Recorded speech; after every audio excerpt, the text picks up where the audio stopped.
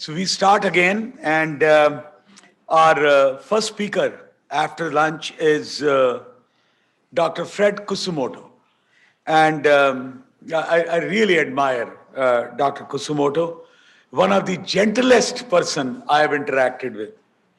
And Professor and Associate Dean of the Faculty Affairs for Mayo Clinic, Alex School of Medicine.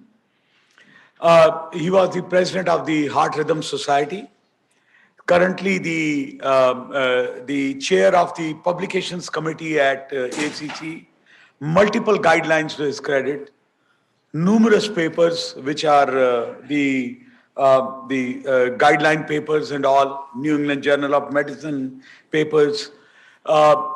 His contributions are immense.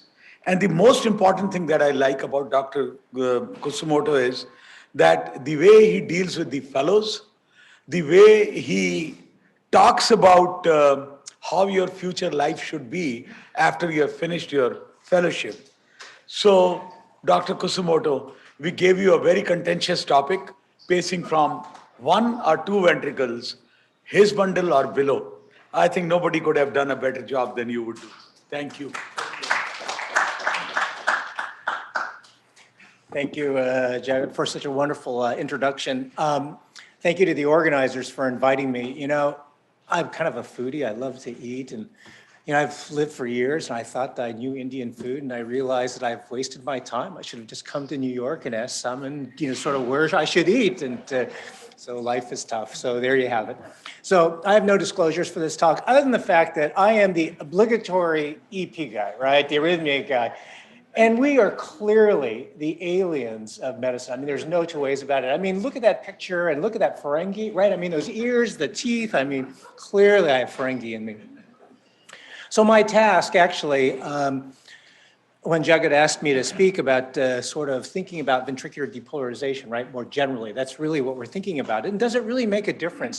And we're going to talk about different methods for ventricular depolarization, and we're also going to talk about the evidence base, both for bradycardia, rate support, right, and for heart failure. And when you search cardiac pacing in PubMed, it's very interesting. So AFib is one of these things, and it exponentially increases. In cardiac pacing, there are some humps. There's some initial sort of activity, right, as you have the technological advances. You then have, MOST and CTOP, these things looking at pacing mode. And then finally, then there was kind of this lull. It seemed like not much activity, but now is this notion of conduction tissue pacing, which has really taken off. So we're going to talk about the different methods for ventricular depolarization. But before we start, especially since I'm in New York, we have to talk a little about the history of cardiac pacing and the use of electrical therapy in the heart. I have a picture of Joseph Guillotine, who actually, he identified a way to sort of humanely kill people, basically, by beheading. And so this is the guillotine. And there was actually, at the time of the French Revolution, so there was this whole confluence of things. But what came out of it, actually, there were a couple enterprising French physicians who would then apply electrical current, right, to the heart, and they could actually see that it would then pace. And so, this was Ben Franklin, the kite and the key, et cetera. Electricity really was a parlor game at that point in time. But what I show you next to the left is the hymenator, Francis Hyman, who is actually across the river. I found out that a real New Yorker actually doesn't cross rivers this morning, but nonetheless, from Brooklyn, he actually invented that thing called the hymenator. And what you can see is the sort of the crank. This was in the time of the Model T to kind of get this thing going.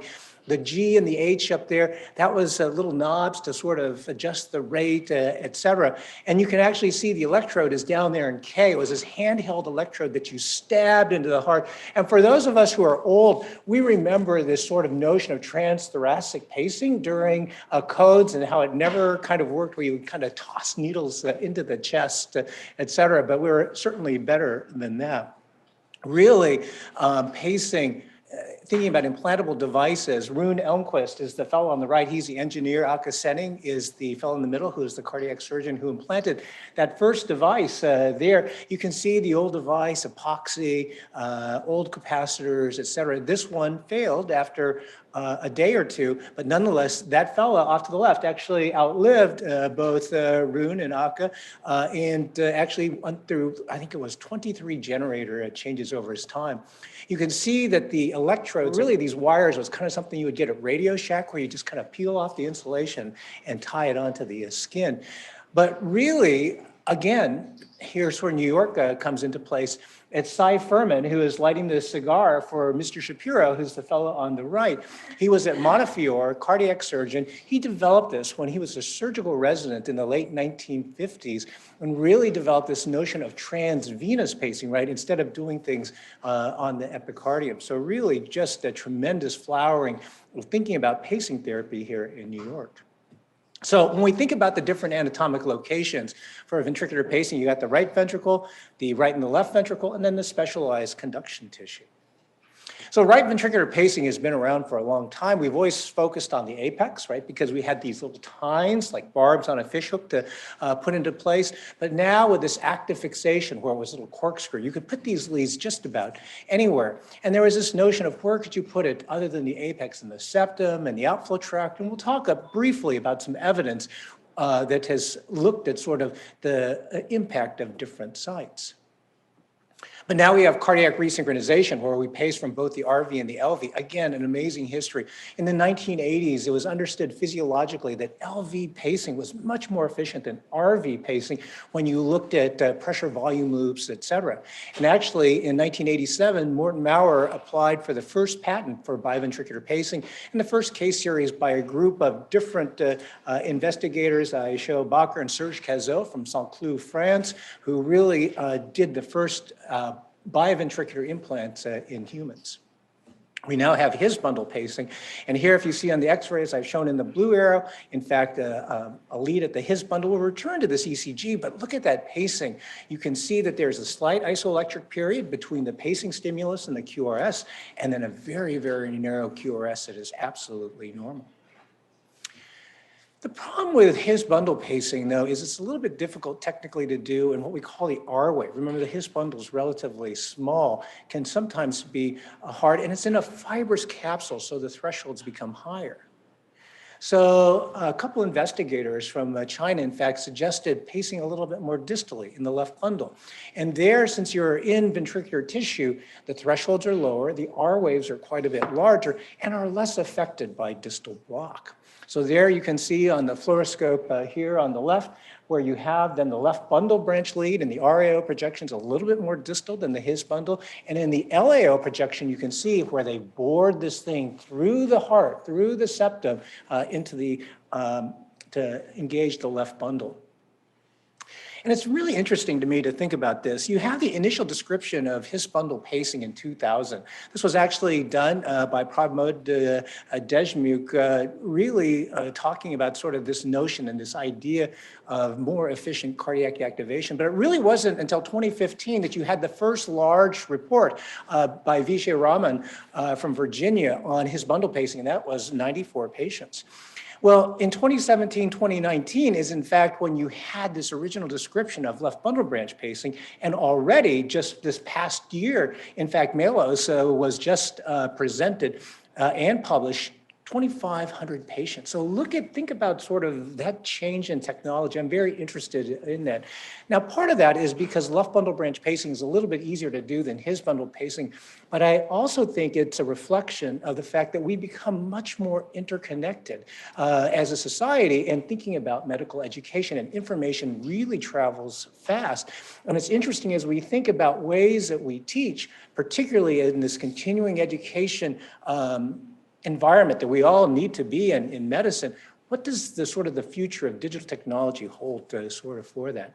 So when I think about this, there's a rapidly evolving field of physiologic pacing. We're going to talk about that in a little bit more depth with real evidence. And there's really what I like to think more sort of broadly is that there's been truly broad adoption of this left bundle branch or conduction tissue pacing much more rapidly than before. And why is that? And it's interesting to think sort of about what are the ramifications of the adoption of new ideas and new technology, both good and perhaps some unintended consequences.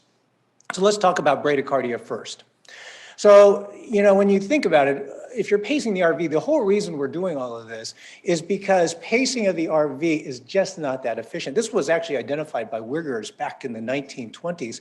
And this notion that if you pace from the right ventricle, that you would have this pacing-induced cardiomyopathy. Now that is varied between 7 or 11%, and it really will vary depending on what you define as pacing-induced cardiomyopathy. It's an intriguing study by the Ohio State group suggesting that in fact there is less pacing-induced cardiomyopathy with leadless pacing compared to leaded, suggesting maybe tricuspid regurgitation has an issue with regards to the implication and the pathophysiology of this.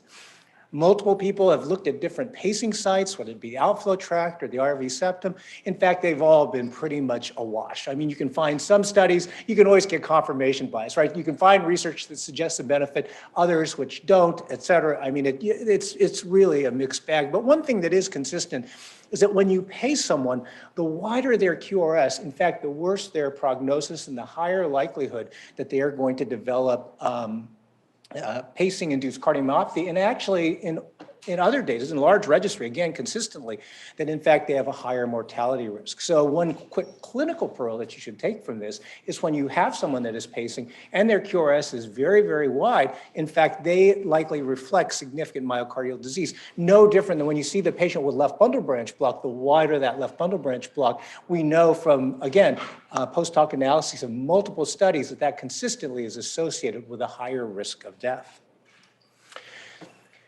So we have this 7 to 11% notion of pacing-induced cardiomyopathy. It's important, though, to think about all of the evidence collectively. This is a couple studies done by Christophe Leclerc, just a wonderful friend, who has looked at RV apical pacing, RV septal pacing, these randomized controlled trials. It's interesting. Right, in this study of these two that I just combined, and there are others, when you look at different evidence bases, where in fact there was no pacing-induced cardiomyopathy reported at all. So how do you then sort of reconcile this 7 to 11%, right, that has kind of floats about with this sort of data where there was a 0% likelihood that they identified? So again, it's thinking about the definition of this. We're still, even though we have identified the relationship, certainly in selected patients, trying to identify that specific patient where you think the likelihood is going to be higher is going to be more difficult. How about then, let's move on then to His bundle pacing. And this is work from the University of Miami, looking at all-cause death and heart failure, hospitalizations reduced with CRT or His bundle pacing versus RV pacing. So this notion that physiologic activation of the ventricles, right, either by His bundle or CRT, confers an additional benefit. And you can see then, in fact, when you look at that meta-analysis, that there was a survival benefit, survival benefit and also a heart failure hospitalization benefit with sort of physiologic pacing when you take a look at it all collectively. Now here's the issue with meta-analyses.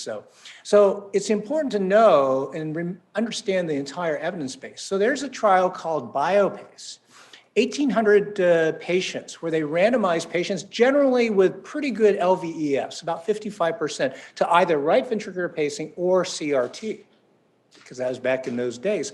And in fact, showed really no benefit really with the CRT in this group, so more physiologic activation. So think about its impact on this meta-analysis. 1,800 patients, bigger than all of those other studies combined. This is going to go away. I mean, we're going to forget about it, et cetera. But we're going to say to ourselves, oh, we're going to be evidence-based. We're going to be thinking about meta-analyses. Where is the repository for this type of data and information? Similarly, more recently, looking at His bundle pacing specifically versus RV pacing, there's no question that His bundle pacing reduces the QRS duration, albeit at the cost of a higher threshold. And in this meta-analysis, in fact, there was an improvement in LVEF with this. And so you'd say, okay, that sounds great. But again, here is the meta-analysis sort of piece. When you do the funnel plot, right, you should have a fairly symmetric sort of piece when you look at the effect. Well, in fact, you can see this large hole that is there. So in the section, in the discussion, in the limitations, they say, well, the results show that the funnel plots were asymmetric. In other words, at publication bias, but that didn't preclude them from, in the conclusion or the abstract, saying our meta-analysis suggests that his bundle pacing is way more suitable for patients with bradycardia. That's my point. So again, when we think about the evidence, we really have to look at the evidence. So how about left bundle branch area pacing? Now I do this, and so I don't mean to imply that this is sort of bad, et cetera, but let's take a look at the data. So this is the largest registry of left bundle branch pacing. So this is that boring that lead into the septum. So what's fascinating about this, when you look at the probability of success of that, I just put a line at 90% for grins. You can see that what a learning curve that is. 150 procedures to ultimately get to that sort of 90% here. Clearly, there was some splay in the fluoroscopy, as we all who have been in an interventional lab can see, but a general decrease. But here's the issue. So the generic complications that we would expect with any kind of pacemaker implant, about 3%. But here were then the complications associated with left bundle branch pacing. Acute perforation into the LV, lead dislodgement, acute chest pain, et cetera, et cetera, et cetera. Coronary venous fistula that I show you. LV migration, that's where the lead was in the appropriate place early on, and then a week later is actually perforated into the LV cavity itself. You can see the VSD. And I worry as a lead management guy where we have to do extractions in these types of devices, leaving bits and remnants. And this was just a remnant from an acute implant. So what do we think about leads that have been in there for a couple years, 3 years, et cetera? So again, it's a promising technology, but think about this total complication rate of 11%. So you're going to send your patient for a pacemaker implant and thinking about sort of that number relative to the numbers that we've all sort of expected. So what do the guidelines sort of say with regards to recommendations? For the 2018 bradycardia guidelines, we recommended a two-way recommendation for physiologic activation if, in fact, you had someone with a reduced EF. 36 to 50 is sort of the number that we used. Obviously, that's under sort of question. We stayed away from less than 35 because that really was in the heart failure guidelines wheelhouse as opposed to ours. And they also had to pace significantly, so greater than 40%. We chose that based on some data that I haven't shown you from the MOST trial. But we also said that 2A for RV pacing is reasonable if you have a low EF, but your ventricular pacing was going to be relatively low. And a 2B recommendation, this was a couple years ago, for AV node his bundle pacing, if the site of the AV block, remember this is bradycardia guidelines, thinking in the setting of AV block, that his bundle pacing is appropriate. Mike Glickson, a really good friend, chaired the 2021 device guidelines. And one of the things that the ACC has done, I hope you have noticed, is that we've gone away from technology types of guidelines, whether it be PCI or device, et cetera, but appropriately have gone to patient-centered guidelines. Patients with bradycardia, patients with heart failure, patients with acute coronary syndrome, et cetera, which I absolutely think is the right way. The Europeans still do the device guidelines, and there is some reason to think about this.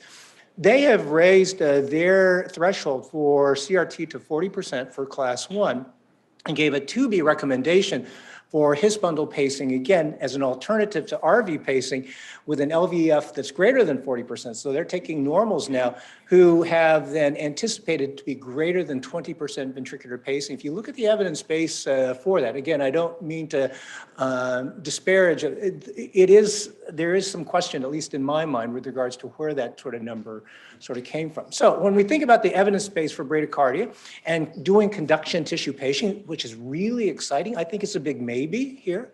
There is some inconsistency in the data, and we all have to acknowledge that there is some additional risk.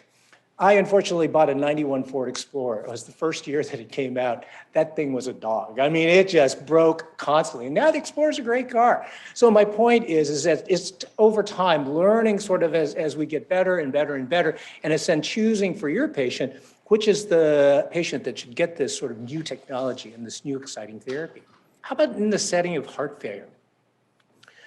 So when we looked at heart failure, again, I'm not going to cover the LVEF less than 35% and thinking about the use of CRT. I think that is clearly there. It's really that intermediate LVEF, 36 to 50, right? Or maybe even greater than 50, and sort of thinking about that. So when you look at that evidence base, there wasn't a ton to look at, but there are some indirect information.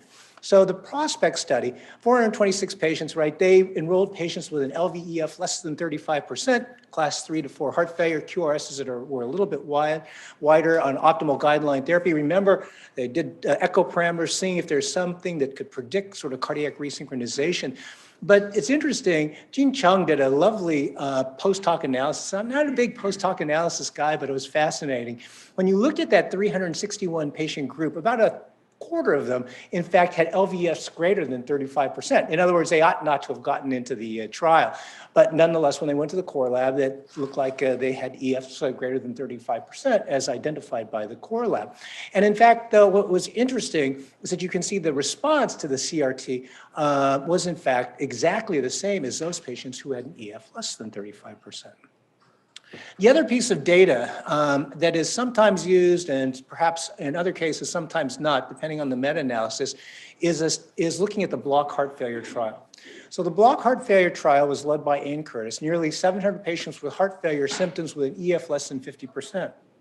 Now, this was a Medtronic-sponsored trial, and so for that reason, Medtronic devices. So remember, when Medtronic first came out with biventricular devices, they only had a CRTP, something that could deliver cardiac resynchronization therapy but could not defibrillate. Halfway through the trial, they then developed an ICD. So it's kind of a mixed population. They had the primary endpoint of death, heart failure, LV dilatation, which seemed to be better when you gave CRT. We were able to get at the 484 patients that received a pacemaker. Now, again, they were a mixed bag, but their EFs were a little bit better. EFs of 43% just on average, so kind of in that 36 to 50% range with class 2 heart failure. And in fact, what was interesting is when you then looked at the primary endpoints, it was actually statistically significant, not only for the primary endpoint, but also you can see that everything goes in the right direction, although mostly driven by heart failure hospitalization. And actually the impact was greater than those patients who had an EF that was lower. Again, mainly because that group of patients, there was only 200 of them as opposed to 480 patients who received the pacemaker. So that's a reasonable data, and we use that then to provide that two-way recommendation for patients with ES between 36 to 50. Now, how about using conduction tissue pacing or His bundle pacing for those patients who have an EF less than 36 as an alternative to CRT? There have been two trials that have looked at this. One is His alternative, which I'm not going to show. The other is His sync, which I'm going to show you. It was the first. Gaurav Upadhyay from Chicago was the lead author. 41 patients randomized to His CRT. So these are patients who met the indication for CRT, EFs less than 35%, left bundle branch blocker, a widened QRS, and they were randomized either to His CRT or bi-VCRT in the traditional approach. You can see that there was significant crossover. And this is a study done from a few years ago. So 48% of the His people kind of went to a bi-V because they couldn't do His bundle pacing at that point in time. It would be clearly better now. 26% though of bi-V people could actually then get His bundle pacing because they had a failed LV lead placement. There's no question that there were higher pacing thresholds in the His CRT group, but you can see, interestingly, that there seemed to be a greater reduction in the QRS duration, as shown in the far left with the on the right here, left and right here are opposite. On the right here with His CRT compared to bi-V, although there was a decrease in both. And interestingly, they reported improved LVEF relative to bi-V CRT. So let me get back to this patient here. I showed you this ECG before. Actually, this was a patient of ours she was older, LVEF 30%, and here's her baseline EKG of left bundle branch block who had failed a CRT attempt at another place. We gave it a shot that she had a weird coronary sinus, et cetera, but elected then to do His bundle pacing. A couple things. One, you can see that narrowing of the QRS in the setting of left bundle. Right? You would think that, okay, if you're going to pace the His bundle, it ought to look like a left bundle. But there's actually very good data that some patients have their block sort of not distally, but actually relatively proximally. And so if you get to the right fiber, in fact, that same fiber will actually go and conduct down both the left and the right bundle. And so there's a ton of work led originally by Rod Tung thinking about looking for the site of block, and can we then use that to help us identify the best people who might derive a benefit sort of from this. Now, most recently in JACC, this left bundle branch pacing resync has been published. 40 patients with non-ischemic cardiomyopathy, so LVEF less than 40% with left bundle branch block, so kind of in that CRT wheelhouse, right?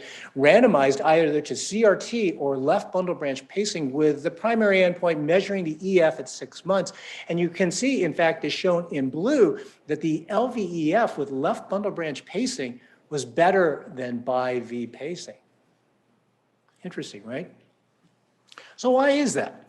Well, actually, it's interesting to think about this. We have old data to suggest that LV sort of single site pacing actually is better than biventricular pacing. This was originally shown by David Cass when he was at Hopkins, but also now more recently by the adaptive CRT algorithm. So this is an algorithm then in patients who have a stable AV conduction will then allow for intrinsic activation, right, through the septum, but then pace only at the LV, right? So to add the LV to that normal septal activation.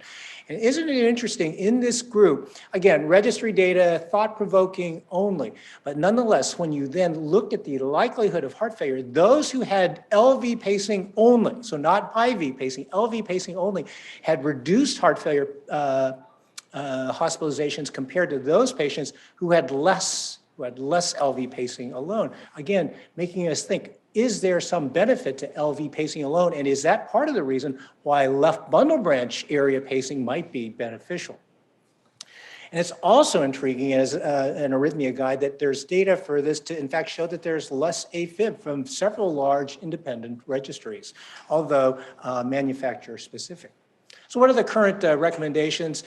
We talk, when you think about sort of physiologic pacing, you have two-way recommendations we spoke about. There are none specifically for His bundle pacing in either the 21 or the 22 guidelines by the ESC and the American groups respectively. It'll be interesting, the Heart Rhythm Society is putting together a guideline on physiologic pacing. They have some of their comments out for comment. So go search the internet sort of for that. It's interesting. It's not going to say a lot different than what we have, but nonetheless is going to talk about physiologic ventricular activation with a little bit sort of more detail.